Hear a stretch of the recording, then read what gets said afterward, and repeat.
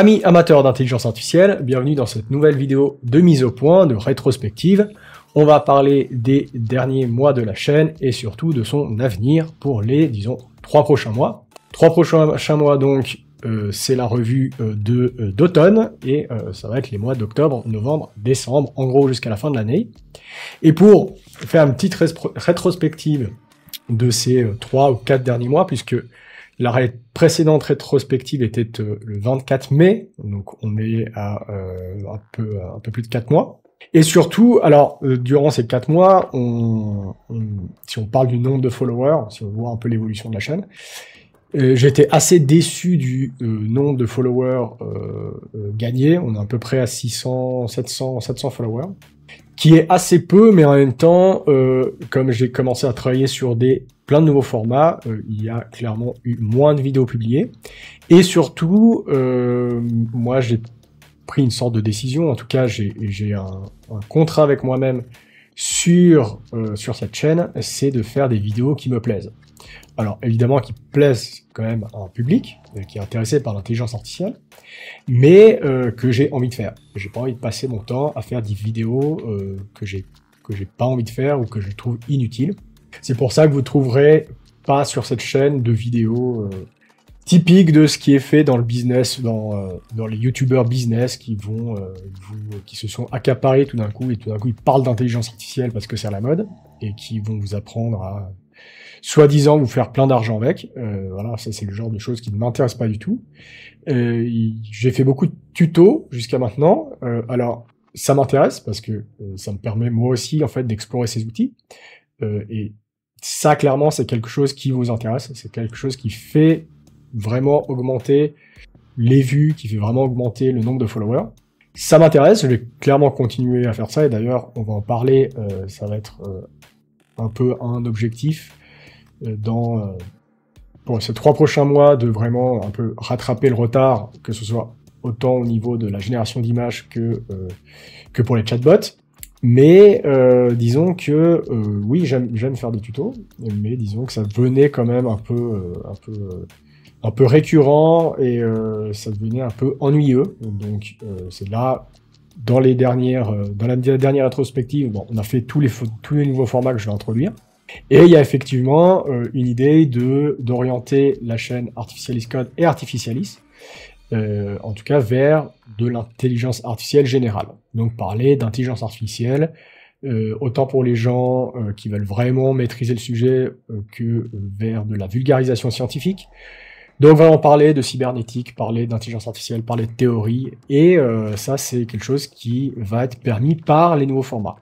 Et donc, c'est pas que j'ai plus envie de faire de tutos, je vais continuer, mais disons que ça ne va pas être qu'une chaîne de tutos. Je veux pas qu'Artificialis, enfin surtout Artificialis Code, parce que sur Artificialis vous trouverez pas de tutos, mais j'ai pas envie qu'Artificialis Code ne soit purement une chaîne de tutos où on apprenne à installer Stable Diffusion par exemple.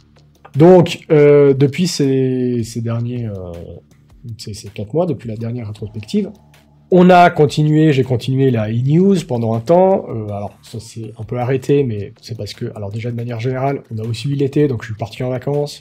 J'étais moins souvent là, j'avais des deadlines pour un projet de recherche, donc beaucoup moins de temps clairement pour faire de l'édition vidéo et puis pour tourner des vidéos. Donc là, on a clairement une baisse du nombre de vidéos, mais maintenant je pense qu'on va à la rentrée de septembre, clairement, depuis la rentrée de septembre, clairement augmenter, revenir et vraiment augmenter en fait la fréquence des vidéos. Donc on a eu les iNews, on a eu Stable Diffusion XL qui est sorti, on a fait quelques vidéos dessus, et on a eu un épisode supplémentaire, le 2e épisode de 5 minutes pour un papier sur IGPA, qui est de nouveau un modèle de méta, principalement basé sur les visions de Yann Lequin, donc très important parce que je pense que ça peut être très intéressant et ça peut être une bonne base pour le futur de l'intelligence artificielle. On a eu surtout, et c'est ça qui m'a pris du temps, j'ai travaillé sur la série qui, avant, dans la dernière rétrospective, j'ai appelé ça pure machine learning, mais finalement j'ai appelé ça la machine learning masterclass. Donc une série où on va parler de machine learning, on va explorer les algorithmes, on va explorer tous les concepts, on va voir vraiment purement comment ça marche, autant au niveau théorie, mathématiques qu'au niveau de la programmation. Et je voulais faire le premier épisode parce que le but en fait de ces 3 mois, c'était de faire les premiers épisodes de Machine Learning Masterclass et de mathématiques pour le Machine Learning. Mais comme en fait cet épisode était trop long, et en fait déjà c'est chacun des deux premiers épisodes font chacun presque 30 minutes, comme ils étaient trop longs, je les ai séparés en 2. Et ça m'a pris beaucoup de temps pour un peu les monter, puis pour un peu définir le concept. Donc du coup, j'ai sorti ces 2 épisodes à la place de un épisode pour les 2 séries. On peut dire que cet objectif était rempli. Donc ça, c'était pour la révision, la rétrospective de ces 4 mois.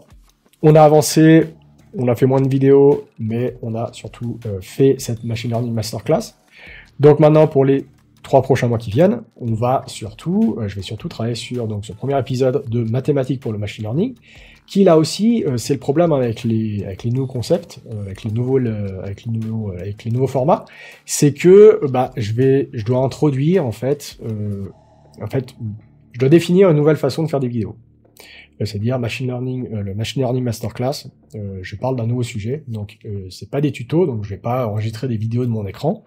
Je dois présenter un sujet, le présenter de la manière la plus simple, de la manière la plus simple possible, la plus efficace, la plus concise, pour que ce soit compréhensible en fait par les gens, et puis pour lui donner quand même un aspect intéressant, pour que vraiment ça donne envie aux gens, à mes abonnés et aux gens qui passent par là, d'explorer le machine learning. Donc, il faut définir de nouvelles méthodes de production. Et puis, pour le mathématique, pour le machine learning, là aussi, je vais devoir définir des nouvelles méthodes de production parce que je vais devoir présenter des concepts mathématiques. Donc, ça veut dire développer des outils autant avec Blender qu'avec des packages Python pour pouvoir faire des animations mathématiques, pour pouvoir afficher des équations, etc. et pour pouvoir vraiment introduire des concepts par exemple, d'algèbre binaire liés au machine learning de façon là aussi la plus simple possible. Donc c'est pour ça que ça prend un peu de temps, mais une fois que c'est fait, ça roule et ça va. Donc, premier objectif, mathématiques pour le machine learning. Deuxième objectif, on a vu beaucoup d'avancées autant dans la génération d'images que dans les chatbots. Moi de nouveau, comme je vous l'ai dit, j'ai fait un contrat avec moi-même pour cette chaîne sur plusieurs points. Le premier, c'est de pas faire des espèces de vidéos qui, à mon avis, font beaucoup de mal au domaine du machine learning, mais c'est également moi, je suis très impliqué dans le domaine du libre, dans le domaine de l'open source, donc c'est de faire des vidéos principalement sur des modèles et des technologies open source, parce que je pense que si on laisse le pouvoir de l'intelligence artificielle à des grandes compagnies et à des grandes organisations, que ce soit Google, OpenAI, Microsoft, etc., ça va poser de très très gros problèmes dans le futur. Et ça, on le verra dans les vidéos, je vais en parler, mais je pense que ça peut poser de très très gros problèmes. Et clairement, l'intelligence artificielle open source, libre, est clairement beaucoup plus efficace, autant pour la création de valeur économique que pour le respect de nos droits, de notre vie privée et du contrôle tout simplement qu'on veut avoir sur notre vie. Donc moi j'ai un contrat avec moi-même pour cette chaîne, et peut-être dites-moi ce que vous en pensez, mais je pense que c'est important que vous le compreniez aussi. J'ai un contrat, c'est de parler de méthodes et de technologies open source. Donc en gros, ChatGPT, bof. Mid-journée, j'en parle quasiment plus, et donc ça va continuer. Je vais continuer à parler de Stable Diffusion, de Llama, etc. Et donc ça c'est, allons directement au point, rattraper un peu le retard que j'ai eu pendant l'été sur toutes les news qui sont sorties, autant sur Stable Diffusion que sur Llama, etc. Faire aussi de la génération de voix, faire de la génération d'images, enfin de la génération de streamers par exemple, où vous pourrez générer un personnage et puis le faire parler avec de la voix artificielle. Donc plein de tutos sur plein de technologies différentes en intelligence artificielle et en machine learning, et donc rattraper ce retard d'ici la fin de l'année. Et puis, dans l'épisode précédent, enfin dans la revue précédente, on avait parlé des divers formats pour la chaîne Artificialis. Et ça, bon, clairement, je vais pas réussir, ça va, parce que chaque, en fait, format demande, comme je l'ai dit, de créer de définir de nouvelles méthodes de production. Clairement, je vais choisir 2 formats que je vais essayer de produire les deux premiers épisodes, les premiers épisodes de chacun de ces formats. Le premier, c'est le Codex Artificium. Hein, je vous rappelle, le Codex Artificium, c'est la série qui va parler de l'histoire de l'intelligence artificielle, de comment ça s'est développé, de travaux particuliers de chercheurs.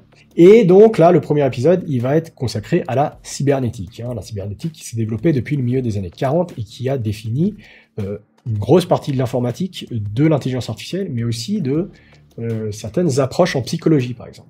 Donc ça, c'est défini, je vais travailler là-dessus, et ça, vous me direz dans les commentaires ce que vous préférez. Soit un épisode des chroniques des mondes artificiels, où on parle de l'art génératif, et cet épisode s'appellerait les architectes des espaces latents, et ça parlerait de la génération d'images avec les modèles de diffusion. On verrait un peu, pas au niveau seulement de comment ça fonctionne, mais aussi de comment ça a été appliqué au niveau artistique, faire un peu un tour du monde des artistes qui ont utilisé ces méthodes d'intelligence artificielle de manière extrêmement créative.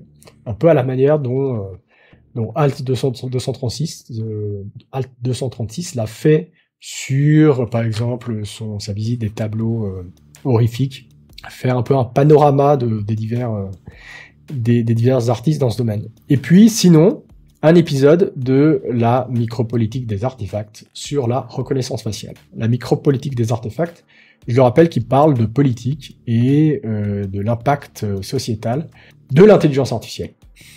Voilà. Donc, programme ambitieux, de nouveau. Donc, bon, je préfère me donner des objectifs ambitieux et puis, au pire, je les rate. C'est pas grave. Donc, dites-moi dans les commentaires ce que vous en pensez, ce que vous préférez, peut-être. Aimeriez-vous voir partir cette chaîne sur d'autres formats, sur d'autres sujets, toujours dans le domaine de l'intelligence artificielle, ou peut-être qu'il y a des formats, des sujets un peu annexes qui vous intéresseraient. Et bien sûr, je vais faire des vidéos hors série sur des sujets, des iNews, des réactions à d'autres vidéos, etc. C'est une chaîne YouTube, donc ça vous connaissez. Peut-être des podcasts. Mais ça, on verra dans le futur. Et donc, je vous invite à dire ce que vous en pensez dans les commentaires, à me donner votre avis, hein. Votre avis compte aussi pour le développement de cette chaîne.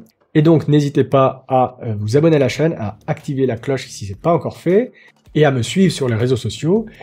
N'hésitez pas aussi de parler d'artificialisme autour de vous pour faire vivre cette chaîne. Et donc, je vous dis à une prochaine. Hein. On se retrouve bientôt pour ces nouveaux formats. Ciao, à la prochaine.